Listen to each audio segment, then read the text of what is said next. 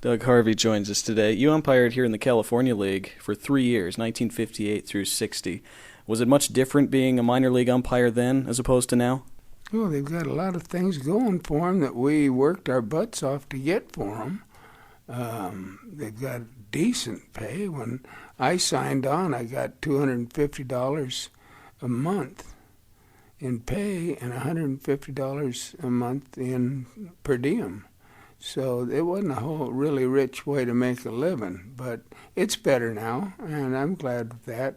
And I'm glad that Doug Harvey was part of getting more for it. Plus the fact your ballparks are also much nicer. I mean, this ballpark had nothing but wood sleeves out there in the outfield. I once saw a guy go after a fly ball, stick his arm out, and it was in Bakersfield. Stuck his arm out and reached up for the ball, caught the ball, and his arm opened the 2x12s and snapped them shut on him, and there he was, stuck in the wall, and the ball fell right there at his feet, and he couldn't get it, and they scored 3 runs.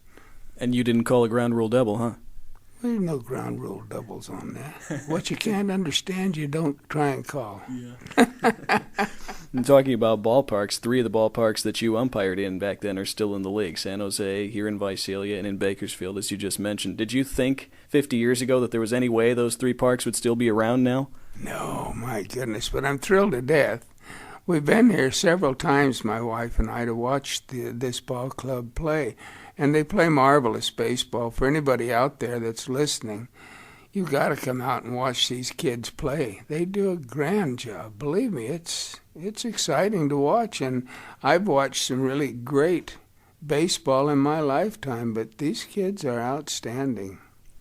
The voice of Doug Harvey on the pregame show today. You were known for being very confident in your eye and in your ability as an umpire. Did you always have that confidence, or did it come with time?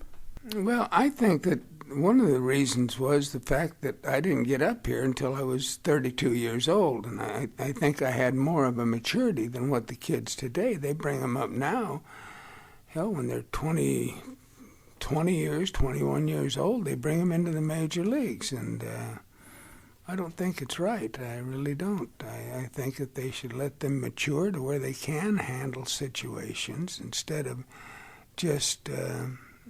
when you do see an argument, like in the newspaper, you see a picture of people arguing, and they both got their mouth wide open. Well, how the hell is either one of them supposed to be getting anything over to the other one? I mean, if you're just screaming. And I used to be that way. But one day I had a screaming match with Gene Mock, and I said, I wonder what would happen if I refused to holler at him. So he come out the next night at second base. And he come out and he's hollering, he's got his hands flagging, and he's hollering up and down, and I'm counting to myself. 1, 2, 3, I get to 20, and he's suddenly starting to repeat himself, and his arms are slowing down, and I knew I had him. I said, Gene, now if you'll be quiet, I'll be happy to tell you exactly what happened on this play. And he put his hands in his back pocket and was thrilled to death to stop hollering. And said, well, what happened? I said, Cookie Rojas caught the ball, but he dropped it. He looked over at Cookie, and Cookie said, he's right, Skipper. That's the last real hollering match I ever had. I said, boy, there's got to be an easier way, and there is. That's a great point, because you umpired over 30 years in the major leagues, and you're always very respected. Players and managers in multiple surveys talked about how you were the umpire they respected the most. Were there any arguments besides that one with Gene Mock, maybe in your early years, that stand out for you as memorable? Oh, hell. I hollered and screamed with the best of them. There was one with, what was his name? Fred Hutchinson. He was managing the Cincinnati Reds. And he come out there and he started arguing with me, and he said, I'm going to go to the office and get your job. And I told him, if you or your sister or your brother can get my blankety-blank job, I don't want the son of a bitch. It's not worth having. And after that, we got along pretty good. Do you think the way umpires interact with players and managers has changed over the years since you were in the league? I don't like the fact that there is no arguing I don't see any arguing anymore, and I think that goes against the grain. I really do. I think that arguing is part of the game of baseball. And it really is. And don't tell me that when people stood up and screamed and hollered at me in my earlier years, Harvey, you bum, Harvey, they were as mad as their manager. That's why. They figured their manager was getting taken, so what's good enough for their manager is good enough for them. And that's why they hollered. Well, a lot of them, they went and they took these people and they looked up and found out what kind of a life they led and all that type of thing, and found out they were very insecure. They didn't have, they had no security thoughts about their job. I mean, and that's the way they were, and this was their outlet.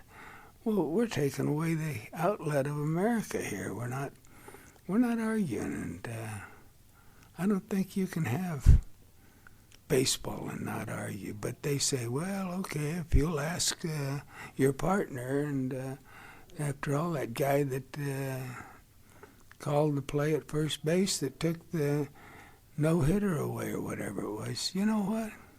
Just tell him that's the way I saw it, and that's the way I called it.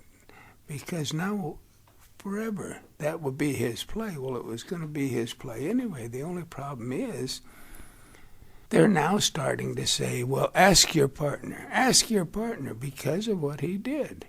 And now Shag Crawford and Al Barlick and Jock O'Conlon are all turning over in their grave over that one. So you don't think umpires should consult with their partners on a close play? They should just make the call themselves? Make the call, for crying out loud. That's what you're getting paid for. Now you find out who's the better umpire. How do you find out who the better umpire if you're taking the time to ask each other? How'd it look to you, Charlie? Oh, I don't know. How'd it look to you? Well, yeah. No, I don't believe in that.